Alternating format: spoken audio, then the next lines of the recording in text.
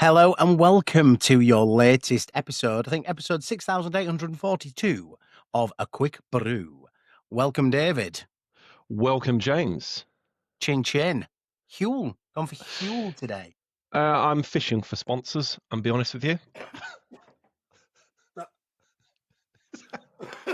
Is your quick brew a little on the hot side? It's a little, yes. I should always, a quick tip of the day, put a little bit of cold water into your black coffee. Nice. Yes, I think that would be a great tip. Well done. Well And delivered. one I should have heeded prior to your own tip. So yeah, as you say, Huel, we're looking for sponsor of the pod. Only 600,000 for a week. Yeah, a bargain, absolute bargain. Reasonable. So yeah, I'm between things today, rushing between this recording and a few other bits. So I thought I'm going to try and eat and drink at the same time. So that's how this has happened. Perfect. And I quite like the flavour, vanilla. Very nice. Can't beat it. I've always, when it comes to protein shakes, always been one to go for the standard vanilla. Yeah. I mean, this is, and this now does sound like I am a sponsor of Huel, but this isn't merely a protein shake. This is a meal in a bottle. Surely. They haven't paid out yet. I'm stopping you. Yeah, absolutely. So yeah, we're going to leave it there, but it might make a few guest appearances as a swig through the episode. But today, James, we have another guest lined up. Fantastic. And quite excited about this one. It's a guest that I have known for probably the best part of 10 years. And have recently reconnected. Her name is Toyin Akinyemi. She's a leadership development consultant, and her business is Ingenium Coaching. I think there's going to be some crossover with some of the things that you deliver day to day via Wellity. Yeah, and 100%. I'm honestly just looking forward to learning. Just before we welcome her in, I want to pick up on your name today. Obviously, James Sharples. We've gone with James Driven Sharples. So Indeed we have. Well, through times like this, when people start to sort of switch off coming towards the December and winter months, I go harder. Wow. Yes, go harder. Buck the trend. You've got to be driven. Got to be driven through these months where they categorically sort of like your quieter months. And what you often find is, if you're driven and really pushing yourself through those months, competing against people that aren't being as driven and are sort of winding down, so therefore the competition reduces dramatically. Absolutely. So you up your work rate, your competition have dropped theirs. A lot like the McDonald's advertising scandal and Burger King one back in the 80s. Well, say scandal, it wasn't a scandal. One of them decided to drop their marketing budget. One of them doubled it, and look which came out on top. Absolutely. I thought you were literally going down the road of a scandal I'd never heard of. It was a poor choice of words, in fairness. I'm sure we can find a scandal, though. Yeah. Oh, I don't think you'd have to look too hard, would you, in fairness? But there we go. So James Driven Sharples might come back to that a bit later on to close on, because I quite like that concept. But without further ado, and given that we're 3 minutes into the pod, let's welcome Toyin into the room. Hi, Toyin. Hi, James. Hi, David. Thank you. Oh, I love my new soundboard. I love it. I love this. It's great. Yeah, I'm going to get more noises. Every episode there's going to be more noises. I don't know how much more ridiculous I can make it, but I'm enjoying it for now. So that's great. But welcome to the pod, Toyin. How are you? I'm fine, thank you. And you? Fantastic. Excellent. And as I was just saying in the intro, we have known each other for probably best part of 10 plus years. Ooh, yeah. I know it seems inconceivable that might even be an option looking at us. But that's the reality. So known each other for best part of 10 years. We've recently reconnected. Quite a surprise. I know. But a nice surprise. So it seemed right to welcome you onto the pod, and really looking forward to this chat. I have in the past tried to intro our guests and done a pretty poor job of it. So I'd love to. I mean, James, you don't have to actually. Good, James, just nodding. Yeah. Yeah. It was. No, sorry. So yeah, if you wouldn't mind, Toyin, just a quick intro, so as the audience know who you are and what you do to make your clients' lives better. Okay, so I'm a leadership development consultant, and with that, I'm a licensed insights discovery practitioner. So I help people understand themselves so they can connect better with other people. And it's using a tried and tested model based on, Carl Jung's model of personality types. So yeah, it's a great model. It's easy because we use the language of color. I don't know, James, because you're nodding there, so it sounds as if looks like you come Yes, I across think this before.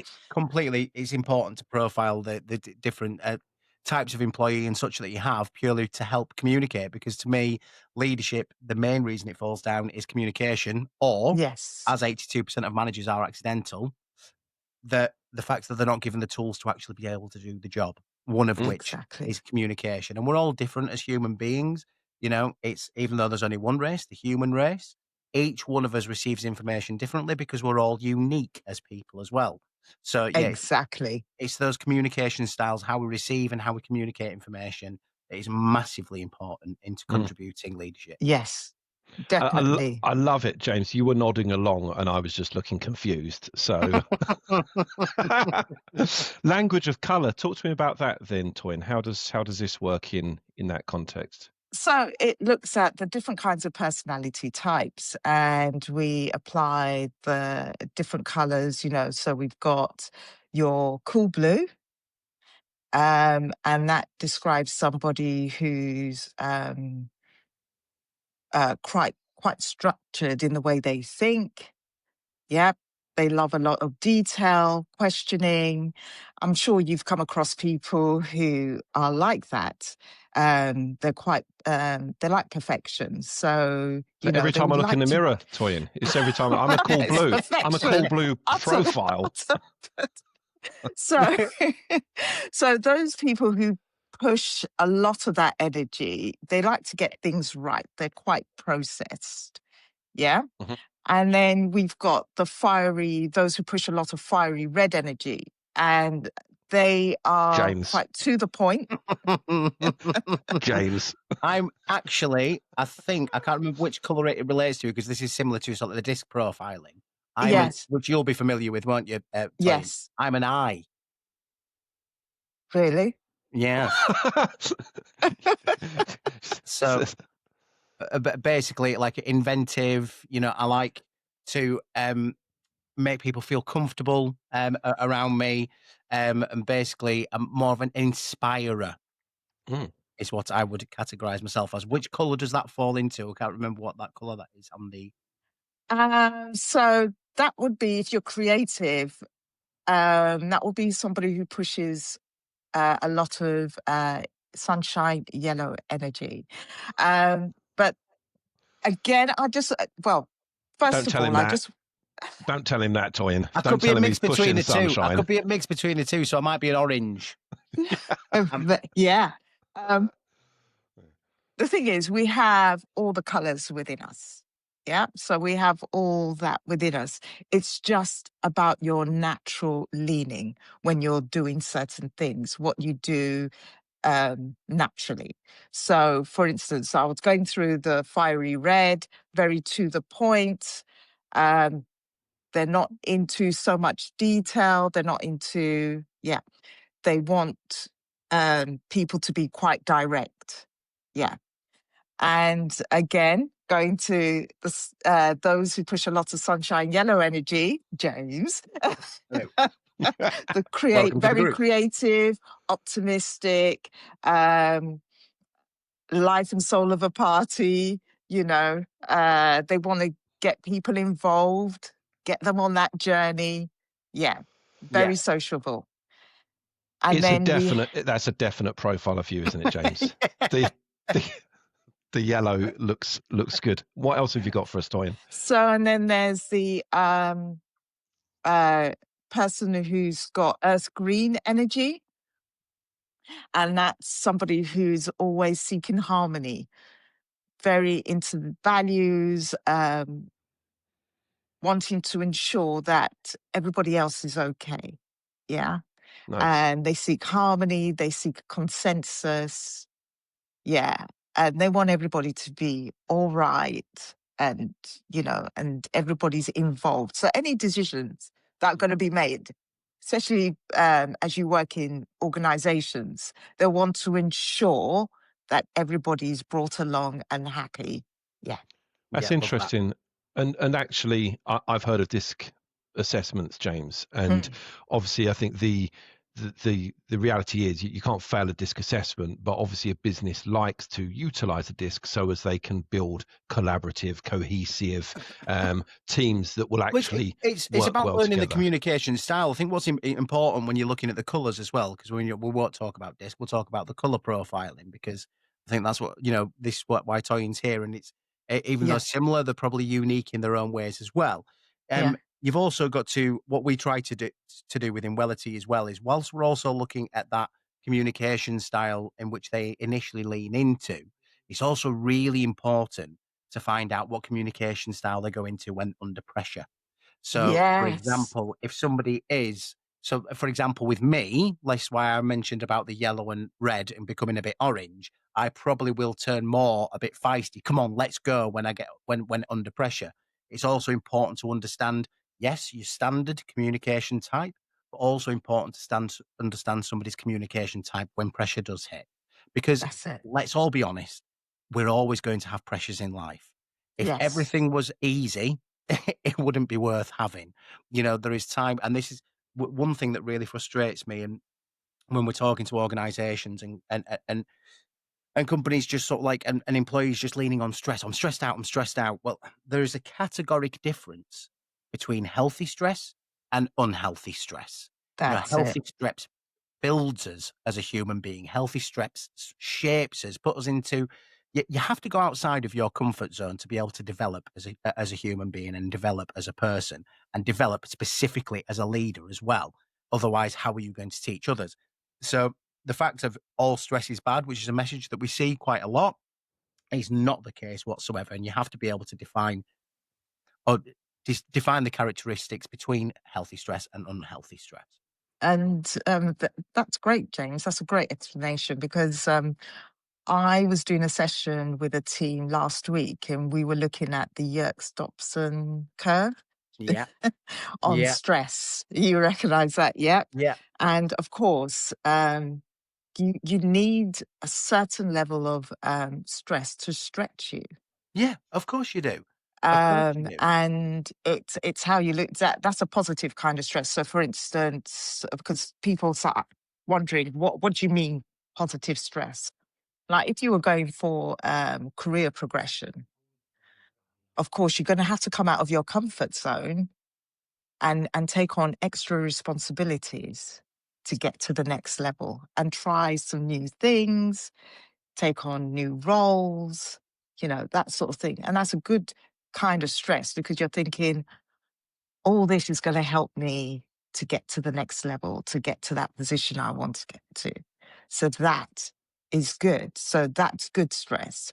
When it becomes overwhelming is when you feel that you're out of your depth. And then, then there's the tipping point where it becomes not so good. Not so good, and it can lead to Yeah. burnout. I mean, the way I always reference it is if you think to equipment. So say, for example, a hammer. Within testing of a product of a new hammer, if you want to have the best hammer going, you're going to put it under certain stresses and certain tension and certain pressures and repeated tries and tests to ensure that it can endure and develop or build, or find if there is any cracks. Yeah. If you find there is any cracks within testing that equipment that needs improvement, then therefore they're going to do that. And it's the Yeah. same to build as human beings. If we're sat in our comfort zone Yeah. all the time, we're never going to go anywhere with it. We're never No. going to develop. And Yeah. you have to find that balance. Yes. Definitely. And especially, when you want highly productive teams, there has to be that stretch, It's a hundred. you I know. mean, where do you think leadership fails most? And in my opinion, I know where it fails most, because I'll have many conversations with organisations. So we'll start a meeting. Oh, managers are failing. They just don't know what they're doing. Okay. What training have you given them? Oh, well, well, uh, none. That's where you're going wrong. Exactly. It's How do you prepare them? yeah. How do you prepare them for dealing with different personalities? 25% of the population is estimated to be diverse now. So how do they deal with a neurodivergent individual if they Yeah. have no idea how to do it? How do they manage difficult conversations if they've never been given the training? How do they Exactly. manage various different personality types, perform one-to-ones, and drive a team to all have one collective goal if they've been given none of the tools to do so? It's essentially like because usually somebody's promoted with performance within their role. Right, they're a brilliant salesman, we'll make them a sales manager. And we've all heard the saying, don't make your best salesman your worst sales manager. Yes. It's like taking a really talented mechanic and going, right, okay, you're now going to build me a Bugatti. There's 6 people. There's no blueprint or anything, but you're a decent mechanic. Crack on. You are not going to see a Bugatti at the end of that. What was the stat you gave me recently, James, about, was it accidental managers or? 82% of managers are estimated to be accidental. Wow. So managers 82%. not by design, but just not by rather design, more. basically through promotion, but they're never given the tools to be able to actually perform within their role. I've said before on the podcast, when I first started out in management, I was 21, I think. I was made a manager quite early. I was horrendous. I was absolutely horrendous. And the problem is, when you have managers that are promoted into a position based on the performance within their role, the only thing that they've got to go on how to perform their duty as a manager is their examples of their predecessors or people who have managed them before. Yeah. So if you've got a manager that might have been a bit of a complete narcissist, it's going to that's the only example that they've got to rule by. So if you've got somebody that leads with a complete iron fist that brings fear mongering into the equation, that brings too much unhealthy pressure, that really scares and intimidates teams, that person's going to think, well, that's what he did to me. And, I've turned out all right. Maybe that's how I have to manage it. And it's not. It's one of the, things like fear mongering and micromanagement are probably 2 of the most fundamental flaws within management. Yeah. So do you agree, Toyin? Because obviously James asked a question regarding, what causes most managers to fail. Do you agree that his, perception of them not being trained suitably is the greatest reason for their failure, or is there something else? I fully agree with James in terms of that, in terms of the training, but also it's about having that psychological safety to even, if it's not inbuilt in the organization, that people can say that, look, I'm struggling here. I need a bit more support. Then if people don't feel safe enough to say that, again, that can contribute to what happens. And then, of course, you go for what you know. So just as James mentioned, I'll go from what I've learned from other managers, like just put the pressure on, or I go for my natural leaning in personality type and put the pressure on there. So again, it's how you come across. Either you'll be flustered, Yep. And all over the place, or you're really driving and and being seen as a bully, or you're just really just stoic and Yeah, right. and it's so difficult to, and again, this is where we loop it back into training, Toyin. Psychologically safe environments are ones that are open, where managers, my best tip for creating psychological safety is vulnerability isn't a weakness. If you let your teams know that, yeah, I'm not perfect. If you let your teams know that I might not always have the answers, but understand your concerns, or if you let your teams, completely understand that you are an open book and you can come to them, every one-to-one, I will always ask a member of my team, what can I do better as a manager? Where am I most failing as a manager? And how can I support you more? Opening that door to that vulnerability and creating that psychologically safe environment for them to share that feedback with you will do wonders for you with your teams going forward.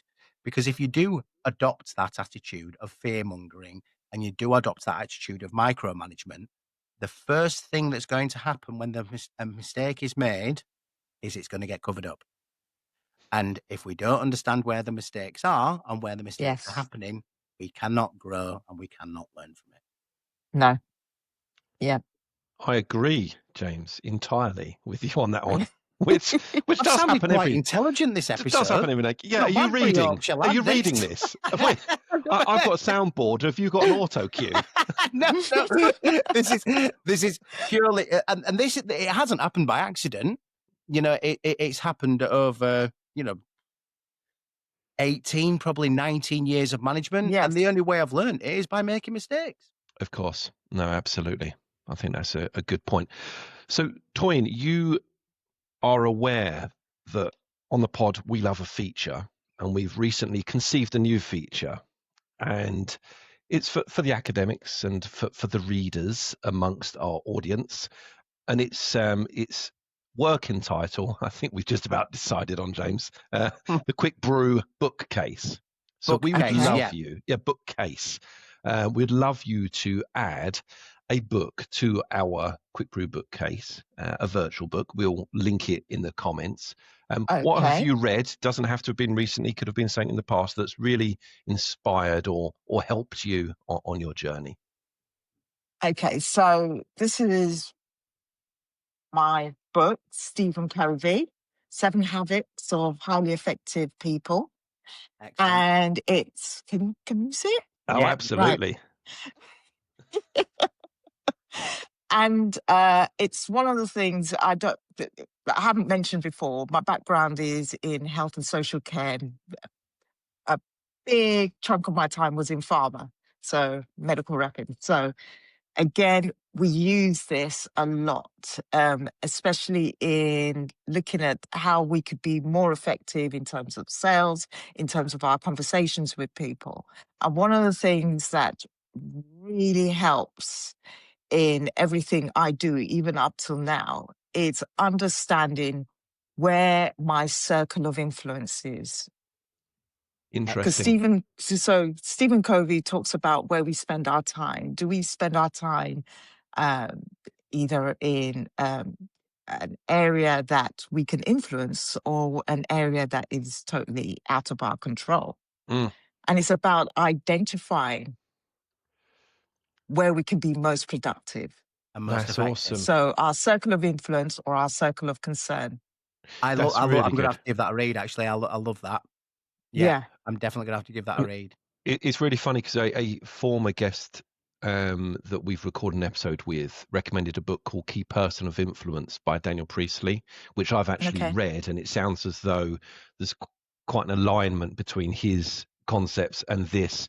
Although I know that the book that you've referenced there was written quite a long time before Daniel's. A long time ago, and people still use that and kind of like make an update, Mark 2, Mark 3. Mark 3. So, but it is the basic principle of being able to ask yourself every time, look at areas of your life that cause you concern and which bits can fall into your circle of influence where you can control and make a difference.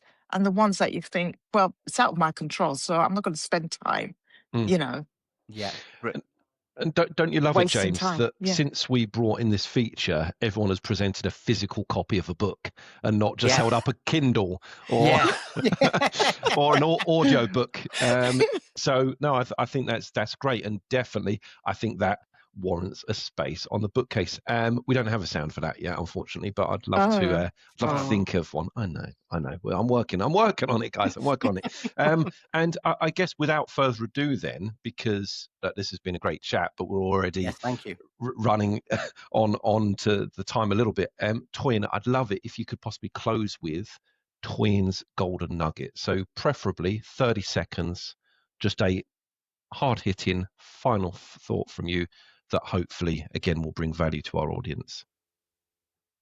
Well, all I'm going to talk about is perception. So the next time you meet someone for the very first time, ask yourself, are you making an observation or a judgment? Would you be able to tell the difference? Because it could stop you from an opportunity. I love that. I love this feature. This is working a treat. That is, wow. They give me goosebumps for a minute there. Fantastic. No, that was, profound. Awesome, Toyin. Thank you so much for that. And it's been an absolute pleasure speaking with you. Again, we will obviously link your profile in the comments as well. But yeah, it's been a pleasure. So thank you very much for that. Really appreciate your Thank you time for today having me. and enjoyed the chat. Thank you. Thank you. Thank you. Fantastic. What a guest. And what a What a closing guest. golden nugget. I loved that. So And what an well. episode. And yeah, it's so important to get the communication right within your teams, and the communication right, and giving your managers the tools to be able to deliver and perform within their role, because we see so many organizations that don't get that right, and communication is a key factor within that. But to understand communication and understand how to communicate properly, it is understanding the people that you are communicating with. So yeah. Great framework to look at. Yeah, and you know what? I feel like putting a bit of time into Toyin's diary myself and having a chat with her. In fairness, because she's got quite a lot there that I think could be of real interest. So no, a really solid episode. So golden nugget solid. Bookcase What is recommendation? growing. I'm gonna order that. And word of the day, which we didn't identify in real time. We're going with Driven. You're literally taking your name and you are just repurposing that into word of the day. Driven. That is, because I think it's one of the top tips as well. When others are shutting down, you turn it up. Yeah, go in the opposite direction. Love that, James. Awesome. Great chat. As always, guys, thank you for listening or watching. Thanks for listening. And Pinch in. Have a good one. On to the next one. Cheers, James. Bye-bye. Cheers, bye.